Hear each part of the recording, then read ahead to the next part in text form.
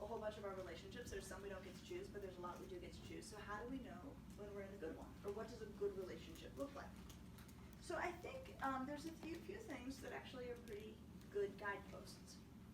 For me, I always think about humans as being really, really complicated, because we are. And I think that the reality is, and this is a comfortable reality, but we don't always talk about it, we all have parts of a lovely, gentle, generous, funny person. And when I am around Alice, that part of me comes out. I'm just kinder to people, I think more about where they're coming from, I'm more easygoing.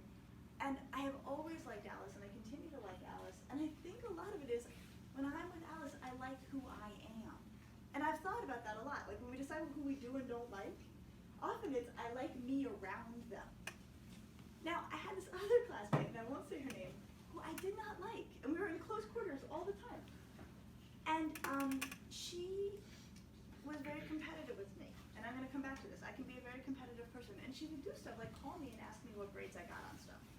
So like when I say she was competitive, I mean it was like, it wasn't hidden, right? She'd call me and say, what'd you get on that paper?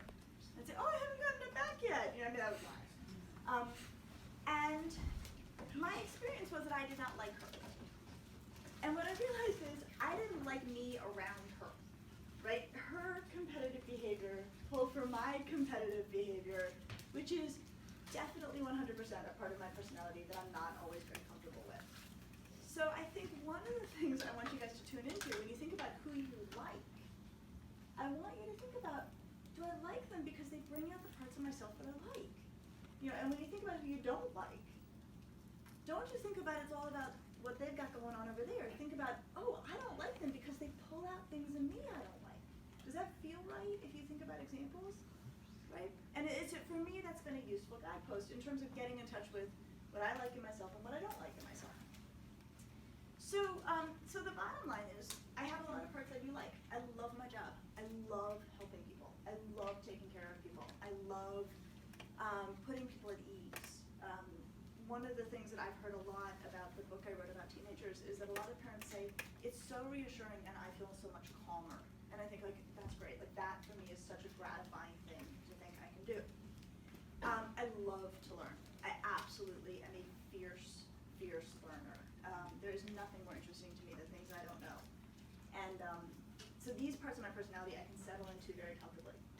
Okay, the part of my personality I don't like, and this is important, is that I am competitive. I'm a very competitive person. I'm very ambitious. And that piece I'm okay with. Like I actually am a big fan of competition. I think it's wildly motivating, right? Have you guys noticed that? Like, you know, if there's someone running fast in front of you, you run faster, right? And I think this is something that we should embrace and celebrate. Okay, except for with me sometimes, and I'm not proud of this, it can spill over into this less nice stuff, right? It can spill over into how I felt about my graduate school classmate, which was not always very kind. So I have to watch that part of my personality. When I feel dismissed or when I feel competitive, sometimes I can get into this place that I'm not comfortable with. So, and that uncomfortable place, and I'll be really blunt, is that I feel insecure and I want to show off. Do you guys know that feeling where you're like, oh, I feel like I'm being overlooked, I want to show off, right? And that part of my personality, I'm like, ooh, I do not like that part of my personality. So, how do I manage that part of my personality? Like, I mean, this is a part of my personality I have to really keep an eye on. The way I manage that part of my personality is I think often about the friendships I had in high school. And I go back to those a lot. And I'll give you very clear specifics. So I grew up in Colorado. I grew up in Denver. And we lived in our homes, we were about an hour and a half away from some really good skiing. So I actually had a really nice high school experience because every Saturday morning, someone would get a car from their parents. They'd get a big car. And they would drive around and they'd pick up everybody. We'd listen to music all the way up to the mountains. We'd actually stop, this is gonna sound like really quaint. We would stop at the local grocery store in Denver, buy our lift tickets at a discount, and buy sandwiches. Put them on our coats, go up, drive up together, ski all day, eat our sandwiches on the lift, because we didn't want to stop. Finally, by about 3 o'clock, we were wiped out, and we would drive home. Everybody would get dropped off. We would shower, because we were disgusting by that point. And then we would all convene at somebody's house and watch a movie. Like, that was my Saturday, most weekends. Doesn't that sound nice? It was like fantastic. And we were away from grown-ups, but we were safe, and it was just great. Okay, so Colorado is a pretty Tony place to ski, right? People come from all over the world to ski in Colorado. So when we were skiing, it was often me and my high school friends, and then people from all over the world, many of whom were enormously wealthy, right? Because if you're coming to Colorado to ski, like, it's expensive. So it was always this interesting dynamic in the lift lines, because it's us, and then it's these out-of-towners. At the time, it was a lot of people from Texas. I don't know why. Somehow, they skied where we skied. And they would zoom into the lift lines in these phenomenal outfits and these extraordinary equipment, stuff that we didn't have. And the people I skied with were goofy. Like, they dressed goofy. Like, they had, like, their brother's parka from 3 years prior held together largely with duct tape, right? And we had sort of beat up equipment that got handed down in the family. And there were 3 friends in particular who I always skied with. We sort of in a big pack, but 3 friends stood out to me. One is my friend Andy. I'm still friends with him. Another's a guy named John, who I'm still friends with, and another friend, Courtney, and I'm still friends with her. So, like, also hear that. This was all 30 years ago. These are still my friends. So as you think about who's around you, like, these are going to be your people for a long time, so make really good choices. So the thing that was remarkable about Andy and Courtney and John is they still are probably some of the best skiers in the country. Like, you know, they grew up skiing every single weekend with their families. They all went off to college and quickly became captain of college ski teams as sophomores. You know, I mean, they're extraordinary skiers, like really extraordinary skiers. And I just tried to keep up with them. And so they would be on the mountain. And have you guys ever seen, like, incredible skiers? Like, Olympic level. Like, it is a gorgeous thing. And many of you have seen less capable skiers. Like, it's kind of goofy looking, right? Like, the margin between, like, really skilled and then everything after that is really big. So Courtney and Andy and John were up here. They were phenomenal skiers. I mean, it was a beautiful thing to watch them ski. So they would be on the slopes and they would give it their all. And they would they would ski, like, really Olympic level, right? And then they would come down into the lift line, next to the people in these outrageously fabulous clothes who really could barely ski, right? Like, this was important, like, they could barely ski. And then they would just be goofy, and they would make fun of themselves. And what I do is I sit there, and I'm so friendly, and I ask them about their families, and I ask them about their kids.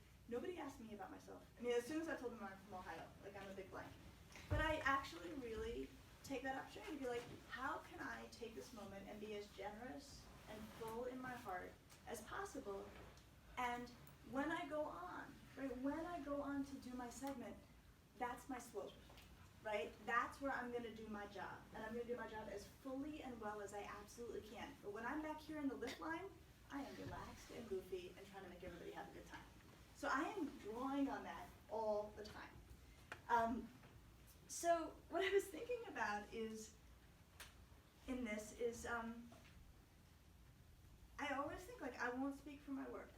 I won't speak for my work. And here's why. The work should speak for itself, right? The work should speak for itself. I shouldn't have to speak for it.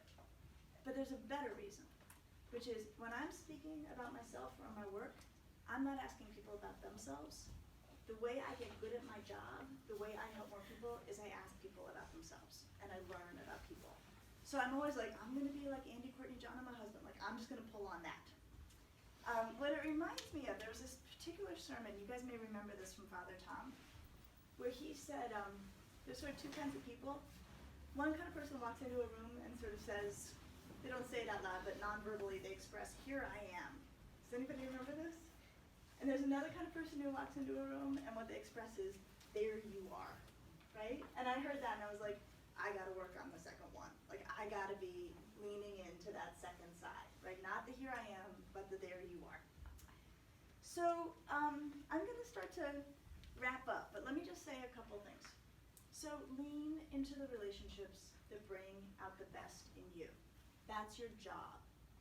And I think to the degree that you can, steer clear of the ones that tap the parts of yourself that are not your best parts, right? You just want to sort of see if you can deprive those parts of oxygen, right? And let them dry up a little bit. Surround yourself with people you admire. I really mean that. Like, I'm like, why do I have the friends I have?